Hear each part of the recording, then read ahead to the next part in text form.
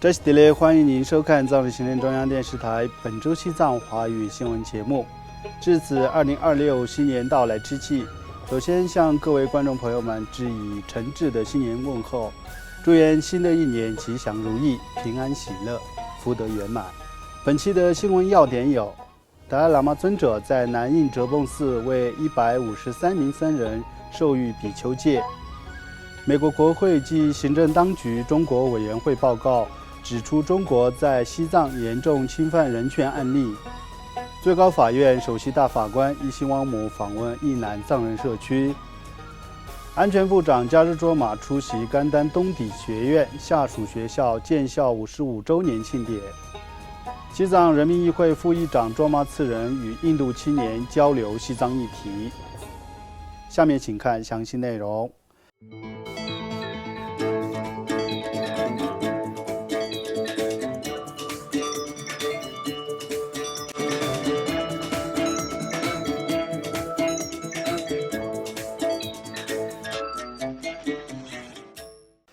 西藏精神领袖第14世达赖喇嘛尊者在过去的一周内，与印度南部卡纳塔克邦孟哥德的哲蚌寺国芒学院辩经场连续3天，为来自各大寺院的153名僧人授予圆满具足戒。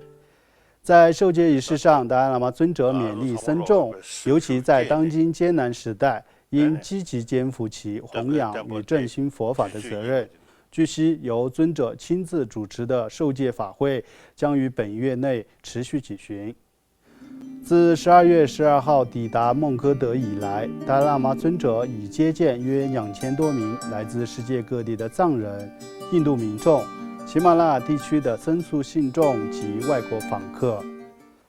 此外，美国国会及行政当局中国委员会于12月10号发布的年度报告谴责中国当局在西藏实施人权侵犯行为。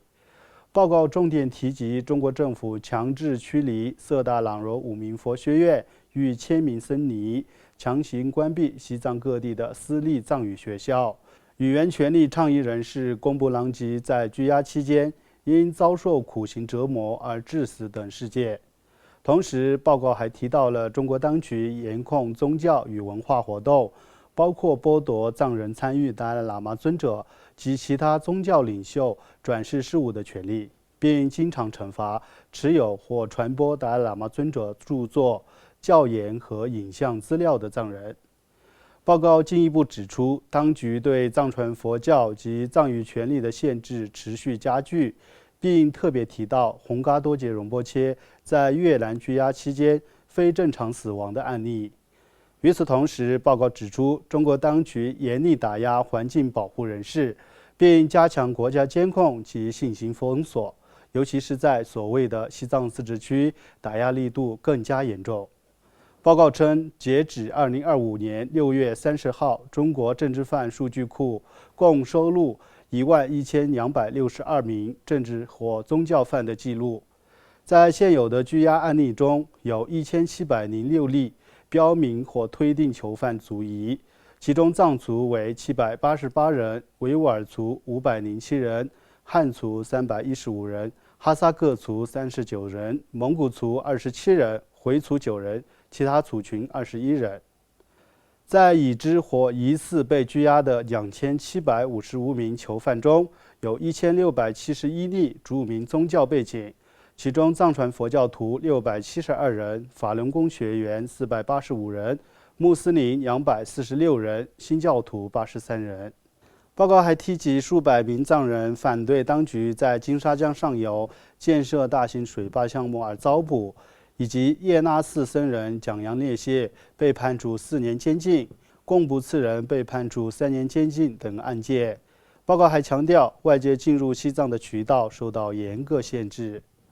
这份年度报告已正式提交给美国国会及总统，同时委员会也向美国政府提交了相应的政策与行动建议。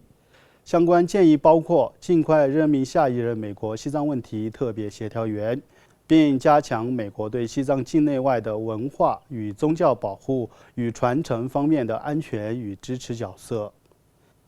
另外，藏人行政中央最高法院首席大法官伊辛汪姆于上周六12月27号圆满结束了对印度南部藏人社区的正式访问。为期4天的访问行程涵盖印南卡纳塔克邦境内的多个藏人定居点及寺院。12月24号，首席大法官伊西旺姆在印南哲蚌寺出席了该寺为达赖喇嘛尊者举行的升金座大典和长寿法会。随后于25号开始，相续前往拜拉库比与红苏藏人定居点进行了访问。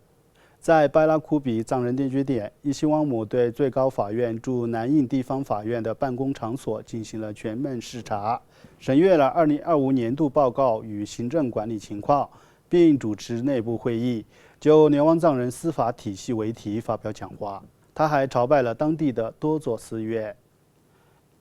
与此同时，藏人行政中央安全部部长加芝卓玛于12月27号在印南蒙哥的藏人社区出席了甘丹寺东底学院下属托桑罗林学院建校55周年庆典，以及该校荣获印度中央中等教育委员会隶属资格揭牌仪式。包括卡纳塔克邦政府、学校教育与识字部部长马杜班加拉帕等多名政要与各方嘉宾出席了庆典。此外，加芝卓玛部长还与宗教与文化部秘书长顿顿多杰及多名藏人议员一同出席了印南哲蚌寺洛瑟林学院举行的无宗派学术研讨会，向达赖喇嘛尊者的殊胜弘法事业致敬。第105人甘丹赤巴罗桑多杰荣波切、印度政府议会事务部长基伦里吉珠、第7世林荣波切、桑多荣波切及多名印度国会议员等各方代表出席了研讨会开幕式。请继续收看本期节目的最后一则消息。第17届西藏人民议会副议长卓玛次仁于上周四12月25号在议会秘书处与来访的印度萨维特利拜普拿大学的60余名师生进行了深入交流。副议长在交流活动上回顾了西藏逾数千年的沉文历史及其与印度的深厚渊源，并驳斥了中国关于西藏自古以来属于中国的说法。他同时强调，青藏高原在地缘政治和生态层面具有重要意义，不仅地处战略要冲，还是多条重要国际河流的发源地，对南亚地区多个国家具有深远影响。副议长最后呼吁来访师生持续关注西藏议题，在国际社会中为西藏发声，并共同谴责中国共产党在西藏实施的侵犯人权行为。当天，藏人行政中央外交与新闻部部长诺曾卓玛也与来访的普兰大学的师生进行了交流。此次访问与实地考察活动由西藏人民议会议员多杰次丹协调，并与中央高等藏语研究学院合作组织。观众朋友们，以上就是本期节目的全部内容。欲了解更多有关西藏境内外的讯息，请登录屏幕下方的网址。感谢你的收看，我们下期节目再会。